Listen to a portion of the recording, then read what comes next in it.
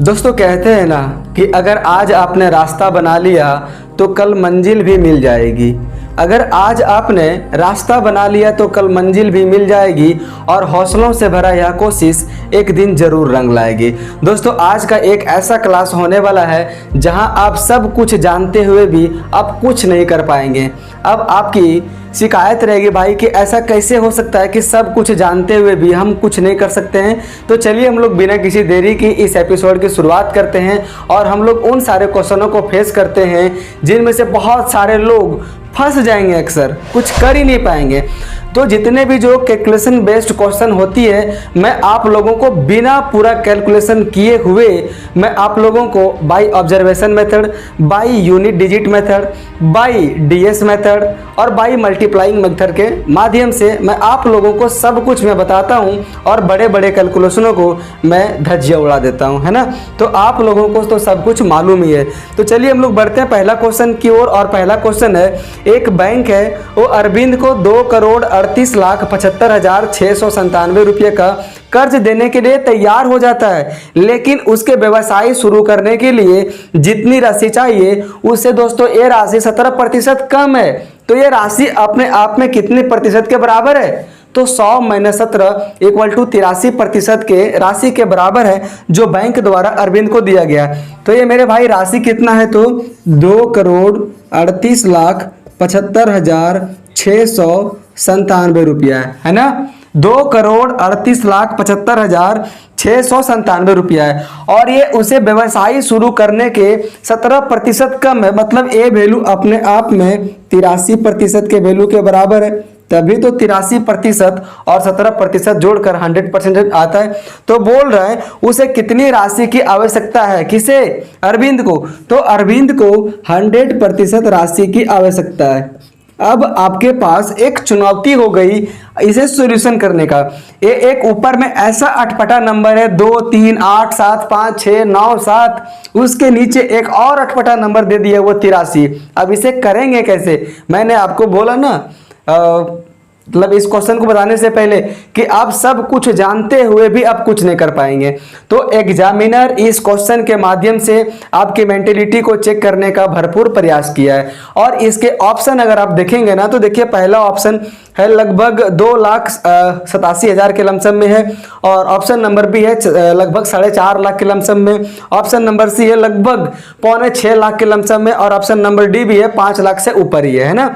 तो आप इधर देखिए मैं इस क्वेश्चन को बनाऊंगा ऑब्जर्वेशन मेथड के माध्यम से। ऑब्जर्व करके आप यहाँ पे देखिए अगर 2,38,000 मैंने यहाँ पे बोल दिया है ना 4 लाख, यहाँ पे 4 लाख ऐसा नहीं है 4 करोड़ है ना। ऑप्शन नंबर बी है 4 करोड़ लगभग के लंबे में, ऑप्शन नंबर सी है लगभग 5 करोड़ के लमसम में, 5 करोड़ से ज्यादा ही है और ऑप्शन नंबर सी भी लगभग 5 करोड़ से ज्यादा ही है। मैंने आपको बोल दिया लाख में। अब यहाँ पे देखिए अगर 2,38,75,697 रुपया 83% के बराबर है तो 100% के लिए उसे मात्र 17% और बढ़ाना होगा। मतलब हमें इसमें से 17% और जोड़ना होगा। अगर आप ऑप्शनों की ओर एक नजर मारते हैं तो ओनली एक मात्र ऑप्शन है, ऑप्शन नंबर ए, जो कितना लिखा हुआ मेरे भाई 2,87,00,000। तो इसमें से थोड़ा बहुत बढ़ेगा 2,38,00,000। अगर ये 83% है तो 100% होने के लिए से थोड़ी क्यों 4 लाख हो जाएगा, 5 लाख हो जाएगा, मुश्किल से मुश्किल 3 करोड़ होगा। तो ऑप्शन में तो 3 करोड़ भी नहीं है, तो 3 करोड़ से कम ही होगा, है ना। तो और ऐसा एकमात्र ऑप्शन कौन सा है? तो ऑप्शन नंबर ए। ऐसा नहीं कि एग्जाम में बहुत ज्यादा ये कैलकुलेटिव क्वेश्चन दे दिया तो बनेगा ही नहीं, ऐसा नहीं है। आप इस क्वेश्चन को ऑब्जर्वेशन मेथड के माध्यम से बनाएंगे, है ना। और चलिए हम लोग बढ़ते नेक्स्ट क्वेश्चन की ओर। एक से एक उम्दा उम्दा क्वेश्चनों को आज लाया गया है। इसके बाद से जो नेक्स्ट एपिसोड आएगा ये मेरे भाई आएगा चुनाव से संबंधित क्वेश्चन रहेंगे उसमें, ठीक है। और देखिए सेकेंड क्वेश्चन है, एक दवा पर्यवेक्षक 0.05% दवाओं को दोषपूर्ण दवाओं के रूप में खारिज कर देता है। जो ये क्वेश्चन है ना अपनी लैंग्वेज में फंसाकर आपकी धज्जियां उड़ाने के लिए काफी है। तो देखिए एक पर्यवेक्षक का मतलब क्या होता है? जो दवाओं को छांटता है ना। तो जो ये जितनी दवा छांटता है उसमें से लगभग 0.05% दवा को बाद कर देता है, उसे खराब कर देता है, मतलब उतनी दवाएं खराब है। तो 0.05% का फ्रैक्शनल वैल्यू मेरे भाई कितना होगा? देख लीजिए यहाँ पे बराबर, देखिए 5 का 5 होगा, और जो ये दशमलव के बाद 2 अंक है तो नीचे में मैं दूंगा 2 जीरो, और परसेंटेज के बदले में 100 से गुना और हो जाएगा, है ना। अब हम इसे काट देते हैं पूरा, 5 20 से 100 हो जाएगा। यहाँ पे कितना बच गया, 1/2000। अब 1/2000 का मतलब आपको समझ में आया। इसका मतलब ये हुआ कि अगर पर्यवेक्षक द्वारा 2000 दवाओं की जांच की जाती है, उसमें एक दवा मेरे भाई दोषपूर्ण निकलती है, एक दवा दोषपूर्ण निकलती है, और ये मेरे भाई टोटल दवा है ना। तो अगर 2000 दवा में एक दवा दोषपूर्ण निकल रही तो बोल रहा है तो 4 दवाओं को दोषपूर्ण पाने के लिए पर्यवेक्षक के द्वारा कितनी दवाओं की जांच की जाना चाहिए। तो सिंपल सी बात है, अगर ऊपर में 4 बनाने के लिए 4 से मल्टीप्लाई करेंगे तो नीचे भी हम 4 से मल्टीप्लाई कर देंगे, मतलब 8000 दवाओं की जांच की जाएगी। उसमें से 4 दवाएं ऐसी होगी जो दोषपूर्ण दवाएं होगी, है ना। मैं उम्मीद करता हूं कि आपको समझ में आ गया होगा, और हम लोग बढ़ते हैं अब अपने नेक्स्ट क्वेश्चन की ओर। अगर आप नोट्स बना रहे होंगे मेरे भाई तो आप नोट्स को बनाते चले जाएं। देखिए नेक्स्ट क्वेश्चन है, किसी राशि के 32% के 40% का 60% 432 के बराबर है ना। देखिए 32% का फ्रैक्शनल वैल्यू कितना होता है, 32/100। ये मेरे भाई 4 से कटेगा तो 4 × 32 और 4 × 25 से 100। मान के चलिए अगर वह राशि है x रुपया, मान के चलिए कि वह राशि है x रुपया। आप बोलेंगे भाई आप मैथ को x मान के बना रहे हैं, ऐसा कुछ नहीं है। अभी आप आगे देखिए, तो x रुपया का 32%, और 32% का वैल्यू कितना होता है, 8/5। तो मैं लिखूंगा यहाँ पे 8/25 होगा ना, 8 में 5 बोल दिया, 8/25। फिर दूंगा गुना का 40%, और 40% का फ्रैक्शनल मान होता है मेरे भाई 2/5, क्योंकि 40% को आप लिख सकते हैं 40/100। 40/100 मतलब 20 दूनी 40, 20 × 25 100, मतलब इसका 2/5 का 60% मतलब 3/5 है ना, का 3/5 बराबर कितना हो रहा है मेरे भाई 432। तो बोल रहा है कि दवाओं पूरे ये राशि की संख्या क्या है, मैं दवा में बोल दे रहा हूं, तो राशि की संख्या मैंने मान लिया x। अब नीचे भाई क्या होगा, x बराबर इस 432 में हम लोग गुना करेंगे 25 × 5 × 5, 25 × 5 × 5, और ये आ जाएगा बट्टे में 8 × 2 × 3, ये आ जाएगा मेरे भाई बट्टे में 8 × 2 × 3। अब आपके पास एक चुनौती हो गई इसे काटने की, लेकिन मैं इसे पूरी काटूंगा नहीं। अगर आप ऑप्शनों की ओर नजर मारेंगे तो सारे के सारे ऑप्शन इंटीजर में है। इंटीजर का मतलब ये हुआ कि सारे के सारे ऑप्शन में दशमलव नहीं है, ये सारे के सारे ऑप्शन एक पूर्ण संख्या में है ना। जब दशमलव में है ही नहीं, इसका मतलब मुझे समझ में आ गया कि ये संख्या पूरी कटने वाला है। तो पूरी कटने वाला, आप देखिए ऊपर में है 25, नीचे से तो ये कट ही जाएगा, 8 2 और 3 से तो 25 कटेगा नहीं, तो 25 का तो मल्टीप्लाइंग फैक्टर इसका आंसर में आएगा। अब देखिए 25 का विभाजिता का नियम को चेक करने का नियम क्या होता है, जो भी संख्याएं दी गई है अगर उसके अंत वाली संख्या में अगर 2 जीरो हो, या तो 2 ऐसी संख्या होना चाहिए जो 25 से कटता हो, तो वो संख्या 25 से कट जाएगी। इस प्रकार से मेरा ऑप्शन नंबर बी और ऑप्शन नंबर डी तो गया। क्या ऑप्शन नंबर बी का 55 25 से कट रहा है क्या, नहीं। क्या ऑप्शन नंबर डी 05 है क्या 25 से कट रहा है क्या, नहीं। उसके बाद 432 को देखते हुए मेरे दिमाग में एक चीज और आ गया। अगर मेरा इससे काम नहीं बना तो मेरे दिमाग में एक चीज और आया, क्या कि 432 9 से कटता है। अब आप बोलेंगे भाई कि आपको कैसे पता कि ये 432 9 से कटता है, आप तो आद करके आए, ऐसा नहीं है भाई। देखिए 9 की विभाजिता का नियम हुआ है, ये होता है कि जो भी संख्याएं दी गई है अगर उस संख्या का योग अगर 9 से कट जाए, जो भी संख्याएं दी गई है अगर उस संख्या का योग 9 से कट जाए तो पूरा का पूरा संख्या 9 से विभाज्य होगा। अब यहाँ पे है क्या, देखिए 432 मतलब 4 3 7 2 9, अब 9 तो 9 से कट ही रहा है, इसका मतलब ये संख्या 9 से कटेगा, मतलब जो भी अभी इसका आंसर होगा मेरे भाई ये 9 से कटेगा। अब मेरे पास ऑप्शन बचे हैं 2, एक ऑप्शन नंबर 1 और एक ऑप्शन नंबर सी। अब हम देख लेते हैं इन दोनों ऑप्शन की संख्याओं को जोड़कर, ठीक है। तो क्या ऑप्शन नंबर ए में 5 6 11, 11 2 13, 13 5 18, 18 में हो गया दोस्तों 1 और 8 9, ये तो 9 से कट रहा है, मतलब ऑप्शन नंबर ए 9 से कट रहा है। अब हम चेक कर लेते हैं ऑप्शन नंबर सी को भी, 5 5 10, 10 तो 12, 12 5 17, 17 मतलब 1 + 7 = 8, 8 9 से कटता है क्या, नहीं कटता। क्या मेरा बच गया ऑप्शन नंबर ए फाइनल। क्या आपको इसकी कैलकुलेशन करने की ज़रूरत पड़ी? क्या नहीं पड़ी। तो आप ऐसे लोगों से जरूर जुड़ें। अगर आप ऐसे लोगों से जुड़ते हैं ना, तो जो उसकी मेंटेलिटी होती है ना कैलकुलेट करने की, सोचने की, समझने की, वो सारे के सारे चीज़ें ट्रांसफ़र हो जाती है आप में, मतलब जो उनसे पढ़ते हैं उन लोगों में। तो मैं सारे मैथ को, ऐसा नहीं कि मैं सिर्फ इसी मैथ में, मैं सारे के सारे मैथ में मैं इसी मेथड को मैं अप्लाई करता हूँ। मैं आपको बताया ना कि लगभग 4 से 5 मेथड होती है। डीएस मेथड होती है, मल्टीप्लाइंग फैक्टर वाली मेथड होती है, यूनिट डिजिट वाली मेथड होती है ना। तो इन सारे मेथडों के सहारे से हम लोग बड़े बड़े कैलकुलेशन को इजी वे में कर लेते हैं। मुझे समझाना था इसलिए मुझे देरी लगी। मैं जब टेस्ट लगाता हूँ मैथ का ना, मैं भी अभी कंटिन्यूअसली टेस्ट लगाता हूँ, तो मैं कितना मार्क्स लाता हूँ अब मैं अगले वाली जो वीडियो रहेगी ना, मैं उसमें आप लोगों को मैं बताऊंगा, है ना। देखिए नेक्स्ट क्वेश्चन क्या बोल रहा है, किसी संख्या का 44% 798.6 के बराबर है, तो उस संख्या का 63% का मान ज्ञात कीजिए। मतलब जो दिया हुआ मेरे भाई 798.6 दिया हुआ है ना, ये किसके बराबर है? तो रुकिए मैं मार्कर को थोड़ा सा चेंज कर लेता हूँ, फीका चल रहा है मार्कर।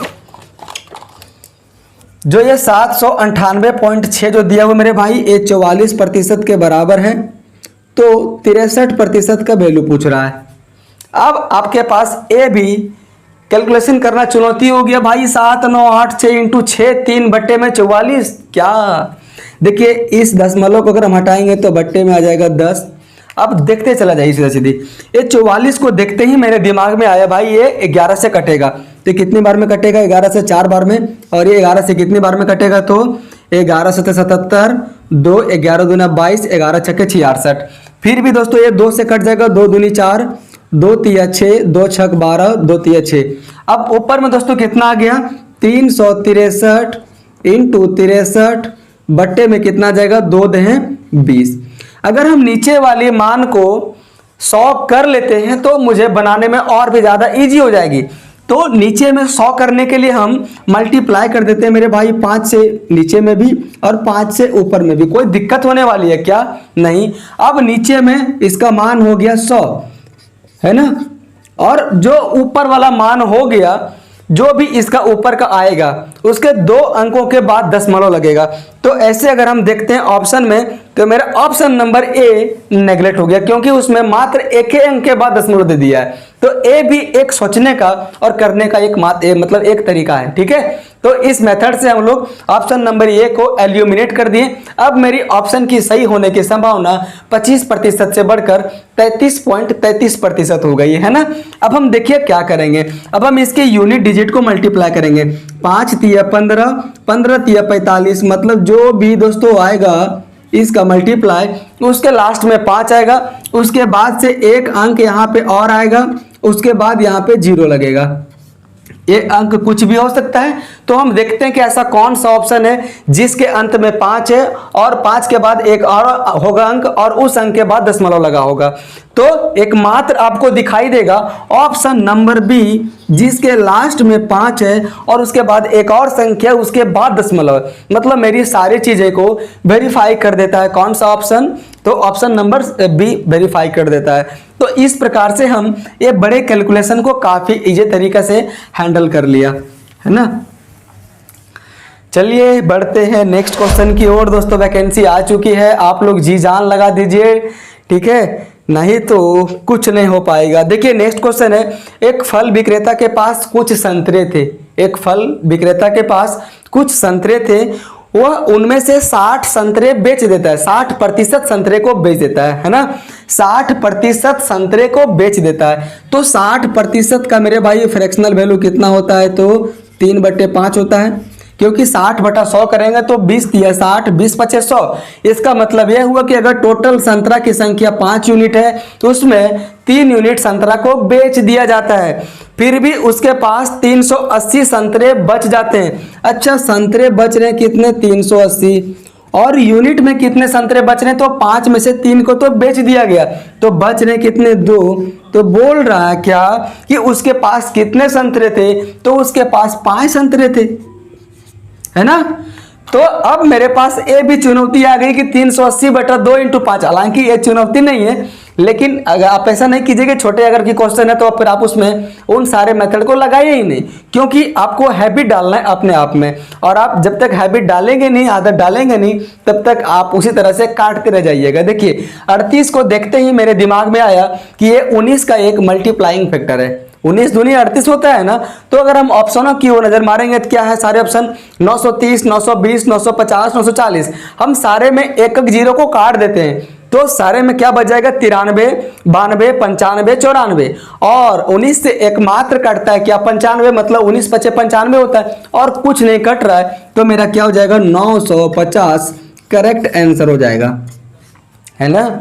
950 करेक्ट आंसर हो जाएगा। भाई जितना सारा क्वेश्चन आता है ना एग्जाम में, उसमें से लगभग 90% क्वेश्चन मतलब कैलकुलेशन बेस्ड तो होती है लेकिन बहुत इजी होते हैं, और 10% क्वेश्चन ऐसे होते हैं जिसमें कैलकुलेशन मेथड लगेगा ही नहीं।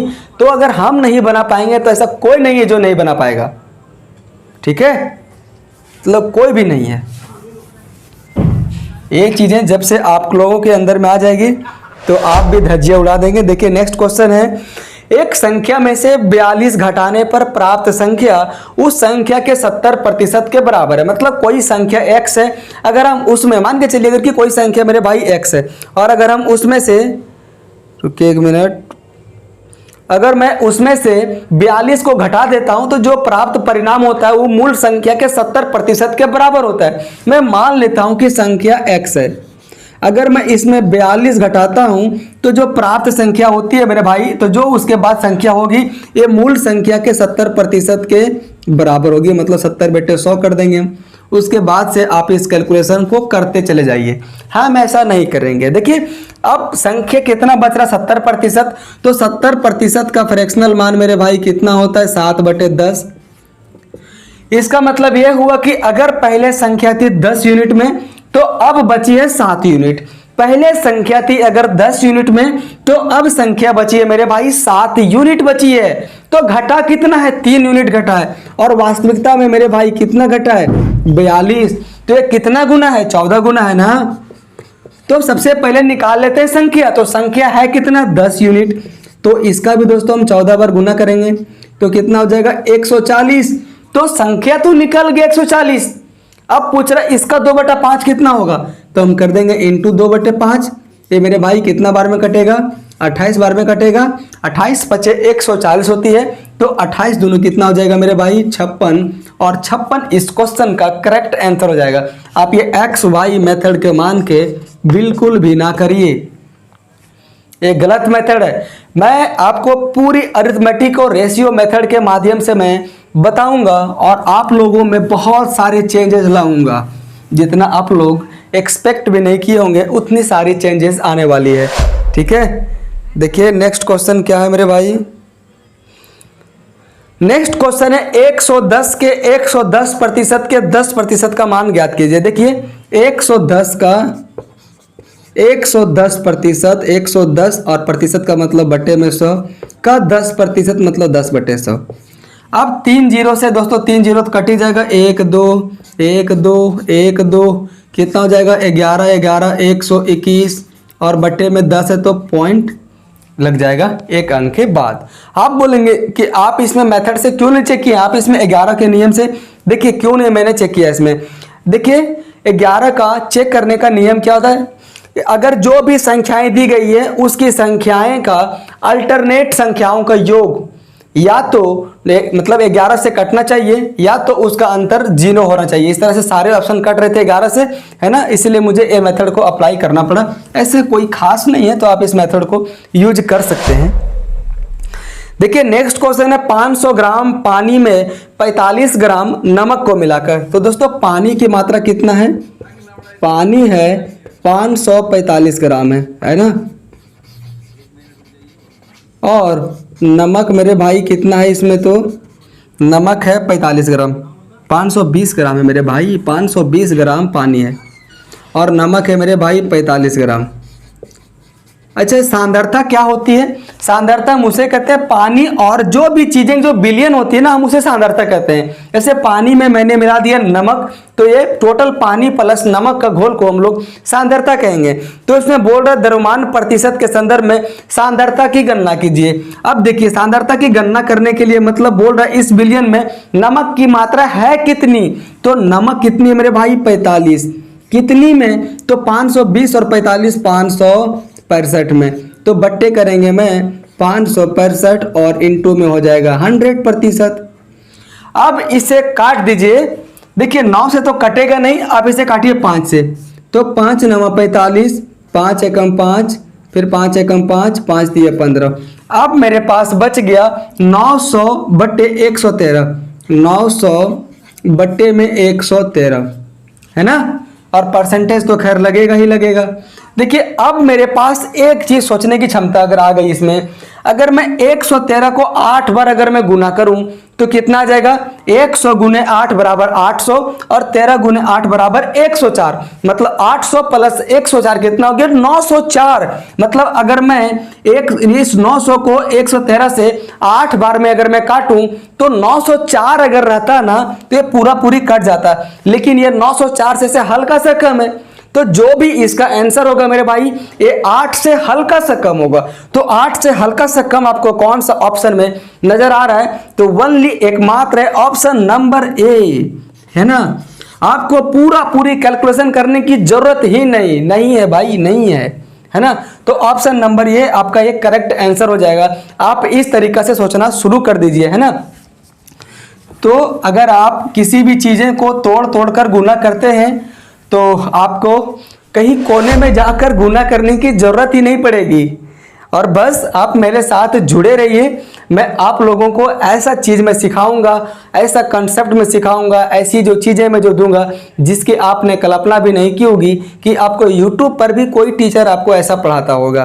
देखिए क्या बोल रहा है नेक्स्ट क्वेश्चन, बोल रहा है यदि चीनी के मूल्य में 25% की गिरावट आती है ना, तो एक परिवार को इसके उपभोग में कितने प्रतिशत की वृद्धि करनी चाहिए ताकि बजट पूर्वत रहे, तो चीनी के दाम में 25% की कमी हुई है, तो बजट को एक समान रखने के लिए हम लोग इसकी खर्चे को बढ़ा देंगे, अपने उपभोग को बढ़ा देंगे, ज़्यादा मात्रा में खाएंगे।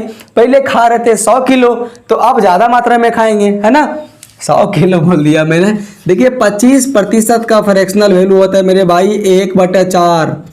मैं पूरे अरिथमेटिक में सारे चीज़ों को जहां भी परसेंटेज रहेगी वहां मैं रेशियो मेथड के माध्यम से मैं बताऊंगा। ऐसा नहीं कि मेरे पास कोई फॉर्मूला है, मेरे पास कोई फॉर्मूला नहीं है ना।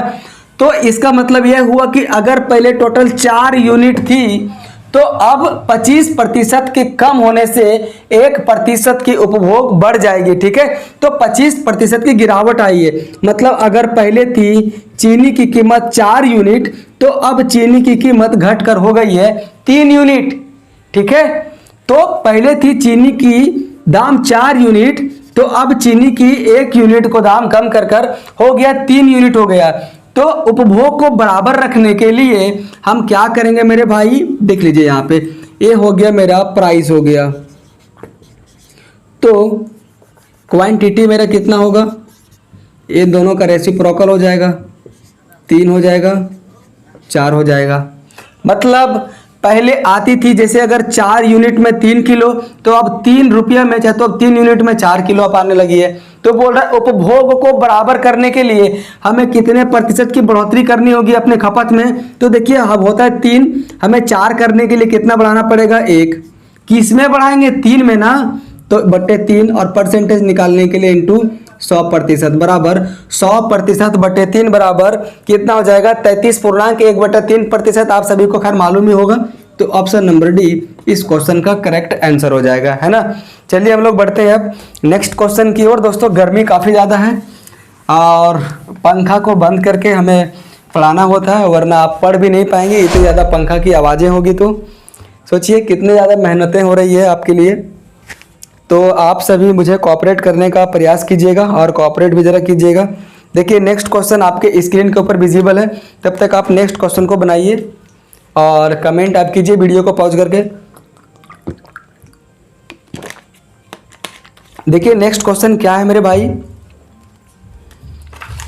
नेक्स्ट क्वेश्चन है चाय के मूल्य में 20% की कमी हो गई है, कमी की गई है, तो इसे पुनः वास्तविक मूल्य पर लाने के लिए इसके मूल्य में कितनी प्रतिशत की वृद्धि की जाना चाहिए। अगर आपको मेरा कॉन्सेप्ट समझ में आया होगा जो मैंने समझाया है, तो आपके लिए एक क्वेश्चन होमवर्क के रूप में रहने वाला है। आप इस क्वेश्चन का आंसर कमेंट बॉक्स में दीजिएगा, ठीक है। तो चलिए हम लोग इसे भी अब मिटाते हैं और हम लोग बढ़ते हैं अपने नेक्स्ट क्वेश्चन की ओर। और देखिए नेक्स्ट क्वेश्चन क्या है, बोल रहा यदि a माइनस बी का 40% a प्लस बी के 20% के बराबर है, a माइनस बी का 40%, देखिए a माइनस बी है का 40%, तो 40% का फ्रैक्शनल वैल्यू कितना होता है, 20 दूनी 40, 20 पचे 100, मतलब 2/5 बराबर a प्लस बी के 20% के बराबर है। तो 20% का फ्रैक्शनल मान कितना होता है, 20/100, मतलब 1/5 के बराबर होता है। अब जो जो कट रहा है उसे काट दीजिए, देखिए a5 से a5 कट जाएगा। अब इसे मैं करूंगा एक स्टेप में, तो जितने लोगों के पास दिमाग है वही लोग कर सकते हैं, वरना आप लिखते रह जाओगे। तो आप अभी से प्रैक्टिस करना शुरू कर दीजिए। देखिए अगर मैं a में गुना करूंगा 2 से कितना आ जाएगा, 2a, और इधर मैं करूंगा a को गुना 1 से कितना आ जाएगा, 1a, मतलब सीधा सीधी a आ जाएगा। तो ये इधर a आएगा प्लस में, अगर मैं इसे ले आऊंगा बराबर के a साइड तो हो जाएगा माइनस में, तो 2a माइनस a बराबर कितना हो जाएगा, a, और मैं दे दूंगा इधर बराबर। अब यहाँ पे देखिए मैं इस b को गुना करूंगा 1 में तो कितना आ जाएगा, 1b, और मैं इधर गुना करूंगा 2 को माइनस b में बराबर -2b, तो -2b को अगर मैं ले जाऊंगा बराबर के वो साइड तो हो जाएगा +2b, और उधर ऑलरेडी 1b है, तो +1b प्लस 2b कितना आ जाएगा, बराबर 3b। यहाँ कुछ नहीं है तो यहाँ हम मान सकते हैं 1, ठीक है। अब देखिए a और b की रेशियो मेरे भाई कितना आ जाएगा, a का वैल्यू हो जाएगा b a 3 और b का वैल्यू हो जाएगा क्या, 1। इसकी रेशियो जस्ट उल्टा हो जाती है ना, तो मैं a के नीचे लिखूंगा 3 और b के नीचे मैं लिखूंगा कितना, 1। अब क्वेश्चन में क्या बोल रहा है, तो बोल रहा है क्वेश्चन में b a का कितना प्रतिशत है, a का, देखिए b का वैल्यू मेरे भाई कितना है, 1, और जिसके आगे लगा हुआ का, मतलब वही वाला वैल्यू को मैं बना दूंगा बेस वैल्यू, तो मतलब b की वैल्यू को कंपैरिजन किया जा रहा है a के वैल्यू से, तो मैं जिससे कंपैरिजन करूंगा उसको रखूंगा नीचे में, उसको तो रखूंगा नीचे में ना। तो बोल रहा है b a का कितना प्रतिशत है, मतलब 1/3 का कितना प्रतिशत है, तो 1/3 इंटू 100% बराबर 100% बटा 3 बराबर 33.1/3% बराबर 100/3% के रूप में लिखा हुआ है आपके ऑप्शन में। तो ऑप्शन नंबर सी हो जाएगा करेक्ट आंसर। तो ये चीजें हार्ड नहीं थी, लेकिन मैंने आपको सिखाया एक स्टेप में करने के लिए। आप लोगों को ऐसा नहीं है पहले आप इधर गुना कीजिएगा 5 से, इधर कीजिएगा 5 से, फिर 2 ये, आप इसको बना के यहाँ से लेकर यहाँ तक पूरा लेते चले जाओ, कॉपी भरते चले जाओ। समय बचाओ भाई, समय बहुत मूल्यवान चीज है, और एग्जाम में अगर बैठो तो समय का तो पता ही नहीं चलता कि समय कितना हो गया। देखिए नेक्स्ट क्वेश्चन क्या बोल रहा है, बोल रहा है यदि x की आय, मतलब आय का मतलब इनकम, y की आय से 40% कम है। देखिए 40% का फ्रैक्शनल वैल्यू मेरे भाई कितना होता है, 2/5 होता है, 2/5 होता है। तो बोल रहा है x की आय y की आय से 40% कम है, मतलब अगर ये y की आय 5 यूनिट है तो x की आय 2 यूनिट कम है, तो कितना है, 3 यूनिट है। इस चीज को आप फिर से जानिए, क्या बोल रहा है, यदि x की आय y की आय से 40% कम है तो 40% का फ्रैक्शनल वैल्यू होता है 2/5, मतलब अगर y है 5 यूनिट तो x इससे 2 यूनिट कम है, तो कितना हो जाएगा, x 3 यूनिट है। तो बोल रहा है y की आय x की आय से लगभग कितना प्रतिशत अधिक है, तो देखिए अधिक है मेरे भाई कितना, 3 अधिक है, 3 तो अधिक है ना। और कंपैरिजन करने के लिए किससे कहा जा रहा है, तो बोल रहा है y की आय x की आय से, तो 3/3 हो जाएगा, है ना। दोस्तों कितना मैं क्या लिख रहा हूँ, 40% कम है, तो 40% कम है मतलब अगर b की आय 5 यूनिट है तो 2 यूनिट कम है इसका, तो 3 यूनिट हो गया इसका। तो बोल रहा है y की आय x की आय से लगभग कितना प्रतिशत अधिक है, y की i x की i से कितना अधिक है? 3।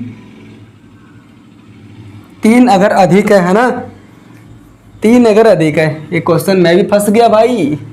-40% बराबर 2/5 है, तो 40% कम है। तो अच्छा मैं देखता हूँ यहाँ पे 40% है कि नहीं है। 2 कम है, कितना में? 5 में इंटू 100, 5 विशेष 100, इतना हो गया। सॉरी दोस्तों, यहाँ तो 2 ही है ना, वही तो मैं बोल रहा हूँ कि मैं क्या गलती कर रहा हूँ। तो ये मेरे भाई y की i x की i से 2 यूनिट अधिक है। कभी कभी ऐसी हो जाती है, मैं भी कोई बहुत बड़ा विद्वान नहीं हूँ भाई, मैं भी सोचा कि ये तो 100% आएगा ही नहीं। देखिए, तो y की i x की i से 2 यूनिट अधिक है, हमें कंपैरिजन करना है y की i x से। तो हम जिससे कंपैरिजन करते हैं उसकी वैल्यू को हम नीचे रखते हैं बेस के तौर पे, तो 2/3 और परसेंटेज निकालने के लिए इंटू 100%। तो अगर आपने मेरा पहला क्लास को किया होगा परसेंटेज की, तो मैंने वहां पे सब कुछ बताया था मेरे भाई कि 33.1/3% बराबर 1/3 होता है। तो यहाँ पे 2/3 है, तो 33.1/3% मतलब क्या हो गया? 33.33%। तो अगर 33.33% 1/3 के बराबर है, तो यहाँ तो 2/3 है, मतलब जस्ट उसका 2 गुना है। तो 33.33% की भी हम 2 गुना कर देंगे, मतलब क्या आ जाएगा? 66.66%, मतलब 6 आधे जाता है। तो इसे शांत करने के लिए हम लिख देते हैं 6.67%, है ना। और ऐसा आपको कौन सा ऑप्शन में दिखाई दे रहा है? तो ऑप्शन नंबर बी में ऐसा आपको दिखाई दे रहा है। ठीक है, तो चलिए हम लोग बढ़ते हैं अब अपने नेक्स्ट क्वेश्चन की ओर। देखिए नेक्स्ट क्वेश्चन क्या है, और ये नेक्स्ट क्वेश्चन आज का सेकेंड लास्ट क्वेश्चन है। बोल रहा है अनन्या और बबीता के पास उनके मित्र कविता के तुलना में क्रमशः 20% और 28% कम धनराशि। कौन कौन है मेरे भाई? अनन्या है, बबीता है और कविता है। यही है ना, कविता ही है ना। तो बोल रहा है अनन्या और बबीता के पास जितनी राशि है वो क्रमशः कविता की राशि से 20% और 28% कम है। मैं मान लेता हूं कि कविता की इनकम 100% है। तो अगर अनन्या की आय कविता की आय से 20% कम है, तो 100 का 20% कम कितना हो जाएगा? 80। और ये 28% कम है, तो ये कितना हो जाएगा मेरे भाई? 72। तो आगे क्वेश्चन में बोल रहा है जो बबीता के पास अनन्या की तुलना में कितने प्रतिशत कम राशि है। देखिए बबीता के पास तो कम है, अनन्या की तुलना में कितना कम है मेरे भाई? तो 8 कम है। तो 8 कम है, और किससे हम तुलना कर रहे हैं? अनन्या के राशि से। तो हम जिससे तुलना करेंगे हम उसकी राशि को वेस्ट वैल्यू के रूप में लिखेंगे 8/80, और परसेंटेज निकालने के लिए 100%। तो सभी को मालूम है 8 × 80, 1 0 से 1 0 बराबर 10% कम है ना। तो 10% इस क्वेश्चन का करेक्ट आंसर हो जाएगा। और हम लोग बढ़ते हैं आज की अंतिम क्वेश्चन की ओर, क्योंकि गर्मी बहुत ज़्यादा है मेरे भाई। और देखिए आज का अंतिम क्वेश्चन आपकी धज्जियां उड़ाने के लिए काफ़ी है। कैसे? बोल रहा है एक विक्रेता 600 रुपये में 300 आम खरीदता है। आजकल दोस्तों आम की सीजन आ गई है, तो हालांकि मार्केट में कई महीनों के पहले ही आम को चढ़ा दिया गया है बिक्री के लिए, और अभी तो और भी ज़्यादा उसकी क्वांटिटी बढ़ गई है ना। तो बोल रहे एक विक्रेता 600 रुपये में 300 आम को खरीदता है, तो उसकी एक आम की सीपी कितना हो गया? सीपी का मतलब कॉस्ट प्राइस। तो कॉस्ट प्राइस को निकालने के लिए हम लोग क्या करते हैं? रुपया में से उसकी क्वांटिटी में से भाग दे देते हैं, खरीदा गया सामान में से भाग देते हैं। तो एक आम का मेरे भाई सीपी निकल गया, तो एक आम का सीपी बराबर कितना हो जाएगा मेरे भाई? 2 रुपया। आप सभी को मालूम है मेरे भाई कि अगर आपने 2 कलम खरीदी है 10 रुपये की, तो एक कलम का दाम कितना हो जाएगा, 5 रुपया हो जाएगा। सिंपल सी बात है ना। मतलब मैंने यहाँ पे किया क्या, इस रुपया को मैंने भाग दे दिया वस्तुओं की संख्या से, और वस्तुओं की संख्या कितनी है, 300। ये वस्तु आम भी एक वस्तु है, कोई भी चीजें वस्तु ही है, ठीक है। तो एक आम की कीमत कितनी हो गई, 2 रुपया है भाई, सड़ा हुआ वाला आम है, पूरे पचके हुए है, देख लीजिए, इसलिए तो एक आम की दाम 2 रुपये। नेक्स्ट क्या बोल रहा है, कुछ आम सड़ गए और फेंक दिए गए। वही हुआ ना, कुछ आम इसमें से सड़ गए, मतलब जो बंदा 300 आम को खरीदा ना, उस 300 आम में इसमें कुछ आम ऐसे थे जो सड़ गए, और जो सड़ गए उसे फेंक दिया गया। और बाकी क्या हुआ, और बाकी जो जितने भी आम बचा उसे 3 रुपये की दर से बेच दिया, और इतने सड़े आम फेंक दिए, बाकी आम को 3 रुपये प्रति आम की दर से बेचा, फिर भी उसे 210 रुपये का लाभ हुआ। तो वो बाकी आमों को बेचा होगा कितना में, देख लीजिए, उसकी सेलिंग प्राइस कितनी होगी, तो 600 रुपया तो अपना निकाला ही निकाला होगा। 600 रुपया तो उसका सीपी हो गया, कॉस्ट प्राइस हो गया, क्रय मूल्य हो गया। अब जो भी 600 रुपये से ज्यादा आएगा वही तो उस व्यक्ति की प्रॉफिट होगी, लाभ हो गई। तो 210 रुपया उसकी एक्स्ट्रा लाभ हुई, और सारे आमों को उन्होंने बेचा है कितने में, 3 रुपये प्रति आम के हिसाब से। तो टोटल आमों की संख्या नहीं निकल जाएगी क्या, निकलेगी ना, निकलेगी। अगर मैं टोटल पैसों में से एक आम की संख्या से मैं अगर भाग दे दूं तो टोटल आम की संख्या तो निकल जाएगी। अब देखिए मेरे भाई, ये कितना हो जाएगा, 600 और 200 810 हो जाएगा।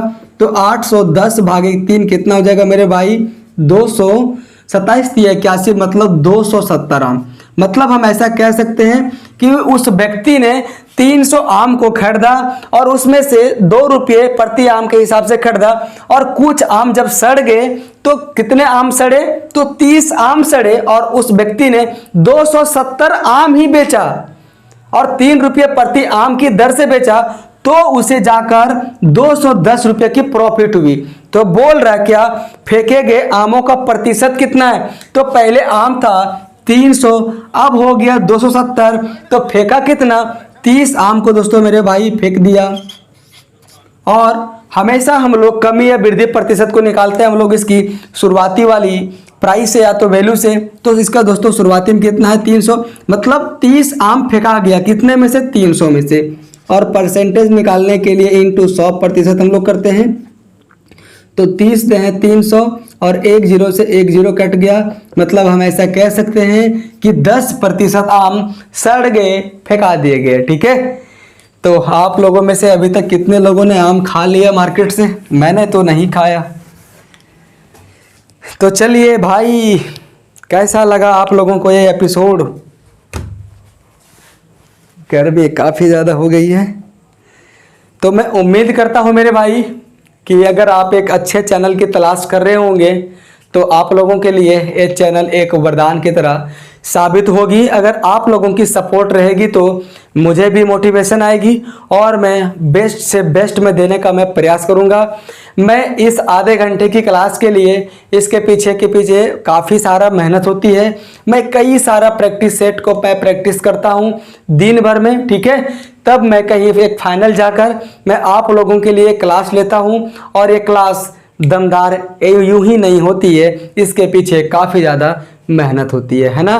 तो मेरे भाई, आप अपने भाई राहुल के प्रति यूं ही आप प्यार बनाए रखिएगा, और मैं तो अपना प्यार को आप लोगों के प्रति कम करने वाला ही नहीं हूँ, ठीक है। तो चलिए हम लोग इस एपिसोड को यहीं पे एंड करते हैं। Thank you.